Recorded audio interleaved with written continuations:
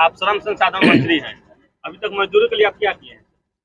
हम मजदूरों के लिए सबसे पहले आपको बता दें कि अभी तक POCW के तहत हमने मजदूरों के लिए न्यूनतम मजदूरी जो दर होता है, मजदूरों का न्यूनतम मजदूरी दर को बढ़ाने का हमने काम किया।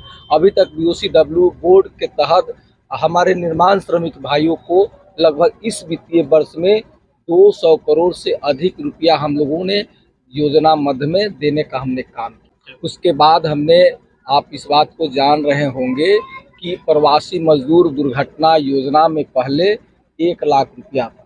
हमने आकर के हमारे श्रमिक भाई जो अपने राज्य से बाहर काम करते हैं उनके लिए हमने उस राशि को बढ़ाने का हमने काम किया और उस राशि को बढ़ा करके 1 लाख से बढ़ा करके हमने 2 लाख करने का काम किया। और मनरेगा मजदूर के विषय में आपने इस बात को बोले हैं, तो ये केंद्र सरकार के द्वारा ये राशि तय की जाती है और वो राशि हम भी मानते हैं कि वो जो मनरेगा मजदूर की जो राशि है वो कम है। और हम कई बार हमने ये मंच के माध्यम से मांग करने का काम किए केंद्र सरकार से कि इस राशि को आप बढ़ाएं और आगे देखिए ये क्या होता है, हमारी मांग जारी है। काम करवा कर उनको पैसा भी नहीं दिया नहीं, ऐसे इसके लिए यदि कोई हमारे श्रमिक भाई से यदि काम करा करके उनकी मजदूरी नहीं दे तो उसके लिए हमारे ब्लॉक स्तर पर श्रम प्रवर्तन पदाधिकारी रहते हैं, वो उनसे संपर्क करके अपनी शिकायत को दर्ज करा सकते हैं और दर्ज कराते ही जो लोग काम करा करके मजदूरी नहीं दे रहे हैं उन पर कार्रवाई होगा। यदि ऐसा कहीं भी आपके नज़र में कहीं कुछ हो तो आप भी जो है ना, आप हमारे पदाधिकारी को जानकारी दे सकते हैं। वैसे मामले को आप जो है अपने मीडिया के माध्यम से भी प्रकाशित कर सकते हैं। प्राकृतिक पूजा जो आज हुआ है इसको किस तरह आप देखते हैं? ये प्राकृतिक पूजा जो है हमारे आदिवासी समाज के लोग जो है बहुत पहले से करते रहे हैं और इस पूजा से हम ये जानने का हम लोग और सीखने का प्रयास करें कि प्रकृति से किसी भी तरह से हम लोग छेड़छाड़ न करें और प्राकृतिक संतुलन बनाए रखने में सरकार का सहयोग करें। अब तो सरकार जो है जन जीवन हरियाली के तहत एक विशेष अभियान चला करके कई कार्यक्रम किए जा रहे हैं और इस कार्यक्रम से मानव जाति का कल्याण होगा, मानव जाति का लाभ होगा। सर, एक सवाल है कि एलईओ जो कार्यालय होता है और एलईओ अभी के जैसे भगवानपुर में एक एलईओ 2 प्रखंड के प्रभार में, जिसके चलते हमारे यहाँ मजदूरों को बहुत सारी परेशानियों का सामना करना पड़ रहा है और दलालों का अड्डा बन गया है।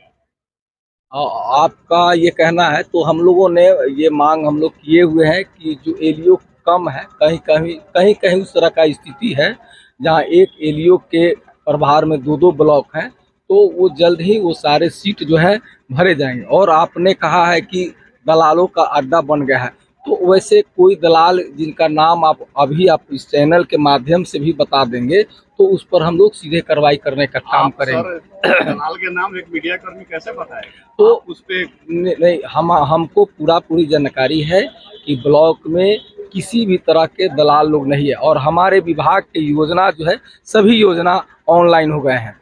सीधे लाभुकों के योजनाओं का लाभ उनके खाते में जाते हैं और कहीं इस तरह का कोई शिकायत नहीं है। प्रयास कर रहे हैं लाभुकों को लाभ देने के लिए, लेकिन लाभ देने से पहले वो कह रहे हैं कि हमको दे दीजिए तब आपको लाभ भेजेंगे। इस पे आप क्या कहिएगा?